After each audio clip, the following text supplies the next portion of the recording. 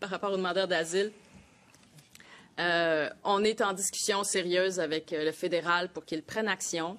On s'attend du gouvernement canadien à ce qu'il ne fasse pas porter au Québec le poids que le Québec porte actuellement. Il y a plus du double des demandeurs d'asile qui arrivent au Canada, qui arrivent au Québec par rapport au poids démographique là, du Québec. On assume plus du double de notre poids démographique. Donc, on s'attend à ce que le fédéral, d'une part, révise son approche par rapport aux visas de visiteurs. Parce qu'à l'heure actuelle, il semble que plusieurs personnes arrivent au Québec, à l'aéroport, à Montréal, avec un visa de visiteur et qui, finalement, une fois arrivés, annoncent qu'ils déposent une demande à titre de demandeur d'asile. Donc, on veut qu'il y ait une révision de la politique du fédéral en lien avec ces visas pour qu'on s'assure vraiment que ce sont des visiteurs et non pas des demandeurs d'asile cachés derrière un permis de visiteur. On veut qu'ils répartissent également les demandeurs d'asile dans l'ensemble du Canada, comme ça avait été fait sur le chemin Roxham là, à partir de février de l'année passée. On avait fait des demandes en ce sens-là. Tout le monde y avait contribué. Ils avaient démarré une répartition de la présence des demandeurs d'asile dans l'ensemble des provinces. Et c'est important de maintenir cette approche parce que là, le Québec assume un poids considérable de la pression qui est exercée par l'arrivée de ces personnes. Et il faut voir que l'élément qui pose vraiment entrave à cette intégration que devraient avoir les demandeurs d'asile dans la société, c'est la délivrance du permis de travail. À l'heure actuelle, encore aujourd'hui, en moyenne, ça met 11 mois avant que le fédéral délivre un permis de travail aux demandeurs d'asile. Pendant ces 11 mois, nous, on offre l'aide de dernier recours. On a un panier de services qui est offert d'accompagnement. On est fiers de ce panier de services-là, on honore nos engagements, mais en même temps, la pression est très forte et nos ressources sont étirées au maximum. Donc là, il faut que la délivrance du permis de travail se fasse de manière beaucoup plus rapide. Ça va être gagnant pour tout le monde. Les demandeurs d'asile souhaitent travailler, les employeurs voudraient les embaucher et nous, on voudrait qu'ils travaillent. Sauf que le fédéral porte entrave avec l'émission des permis de travail qui met 11 mois. Et par ailleurs, on veut être remboursé pour l'ensemble des coûts qui ont été dégagés, investis par le Québec depuis le début là, de l'arrivée importante des demandeurs d'asile. Donc, il y a des discussions qui sont en cours à ce sujet-là. Comme ministre des Relations canadiennes, je vous disais qu'on travaille évidemment ça en collaboration, Christine et moi. Il y a des gens qui pensent que c'est pas possible de faire des ententes puis de faire des gains, mais je veux juste leur rappeler qu'on a réussi à faire fermer le chemin Roxham, qu'on a réussi à transformer la loi sur les langues officielles, qu'on vient de s'entendre sur le logement pour plus de 900 millions. Donc, nous, on continue de travailler puis à faire des gains. Juste une précision à ma deuxième question. On est rendu à combien au niveau des coûts, approximativement? On donne pas nécessairement les estimations, mais quelques centaines. Ouais. Quelques centaines de millions? Oui, quelques centaines. Sébastien Desrosiers. Je peux te poser ma deuxième? Non, Monsieur le Premier ministre, vous avez souvent dit en prendre moins, mais en prendre soin. On comprend que le français, il joue pour beaucoup. Mme Fréchette nous a parlé du logement. Est-ce que c'est les deux seules variables ou également le manque de profs, il est pour quelque chose aussi? Bien là, moi, ma priorité, c'est d'arrêter le déclin du français. Donc, c'est le premier critère que j'utilise, mais s'ajoute aussi donner les services publics, donc en éducation, en santé, trouver des logements, etc., etc.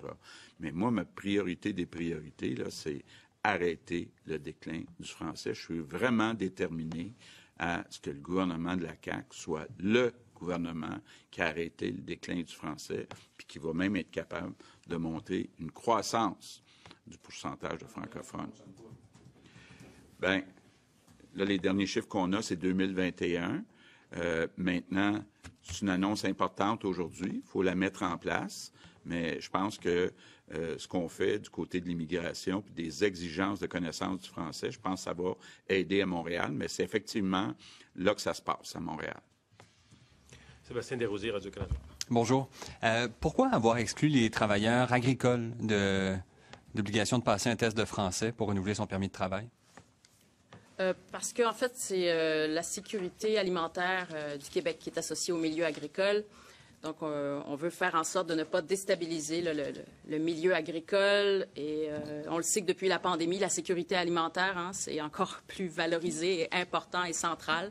Donc, c'est pour ça qu'on n'a pas soumis le secteur agricole à l'exigence du fait français. Mais par ailleurs, Francisation Québec est accessible aux gens du milieu agricole et on incite les employeurs de ce milieu également à offrir de la francisation sur les lieux de travail. Donc, ça demeure. Mais donc, vous estimez que l'introduction de nouvelles exigences de français aurait mené à une réduction du nombre de travailleurs agricoles qu'on accueille au Québec?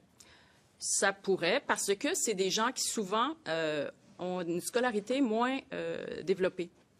Et pour les gens dont la scolarité est moins développée, bien, c'est plus difficile d'apprendre une langue étrangère. Donc, c'était un secteur qui était plus à risque, je dirais, de ce fait. Et c'est pour ça qu'on l'a... Et la notion de sécurité alimentaire aussi nous a mis... Est-ce que vous estimez que ça va mener à une réduction générale du nombre de travailleurs étrangers temporaires qu'on accueille au Québec, ces nouvelles exigences-là? Moi, je ne croirais pas que ça va réduire le nombre. Ça va changer, je pense, l'approche qu'auront les travailleurs étrangers temporaires quand ils arrivent au Québec. Parce que plusieurs d'entre eux veulent s'installer de manière durable, de manière permanente. Alors, je pense qu'ils vont capter le message que l'apprentissage du français, ça va être la clé pour eux, pour l'intégration à long terme au Québec. Et je pense que la volonté d'apprendre le français va être beaucoup plus forte là, du fait de l'approche qu'on prend. Mais pour obtenir leur résidence permanente, il fallait déjà qu'ils démontrent une connaissance du français. Donc, d'un autre niveau. Ce qu'on ajoute, c'est simplement pour renouveler leur permis de travail, ils vont devoir connaître le français. Mais... Pour la résidence permanente, il faut avoir un niveau de connaissance du français niveau 5 si les personnes ont des qualifications manuelles ou intermédiaires et niveau 7 si elles ont des hautes compétences avec un niveau aussi à l'écrit. Tandis que pour les temporaires, là, on est au niveau 4. Donc, la marche est moins haute pour ce qui est de l'apprentissage du français. J'ai bien compris. Peut-être une dernière question. Est-ce que ça s'accompagne d'une bonification des ressources de Francisation Québec qui semblait surchargée là, cet automne?